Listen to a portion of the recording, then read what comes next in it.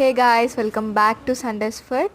ఈరోజు మన స్పెషల్ వచ్చేసి గులాబ్ జామ్. ఈ అల్లరి పిల్ల గురించి తెలిసిందే కదా, ఏం పని చేసినా వచ్చి పుల్ల పెట్టడం దానికి అలవాటే.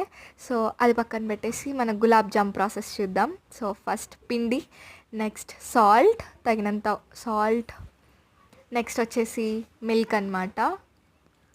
సో సరిపోయేంత మిల్క్ చాలు. మిల్క్ నేను పోస్తుంటేనే మధ్యలో వచ్చేసింది అనమాట ఈ అల్లరి పిల్ల. నెక్స్ట్ వచ్చేసి పిసికి డో చేసేసాం.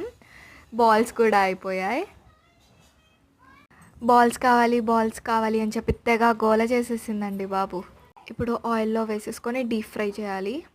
ఈ కలర్ వచ్చేంత వరకు చాలు, బ్రౌన్ ఆర్ బ్లాక్ అవసరం లేదు. సో నెక్స్ట్ పాకం. సో కలర్ అనేది మీ ఆప్షనల్ అనమాట. మేమైతే కలర్ వేసుకున్నాం. సో పాకం అనేది ఇలా రావాలన్నమాట, మన స్కిన్ టు స్కిన్ టచ్ అవ్వాలి.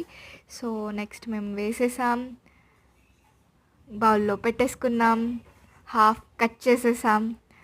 దెన్ చూసారా గులాబ్ జామున్స్ ఎంత జ్యూసీగా వచ్చాయో. నేను చేసినా సరే నేను చేశాను అని చెప్పి డమ్ కొట్టేస్తుంది. సో మళ్ళీ ఇలాంటి రెసిపీస్ కోసం సండే కలుద్దాం. Like and subscribe.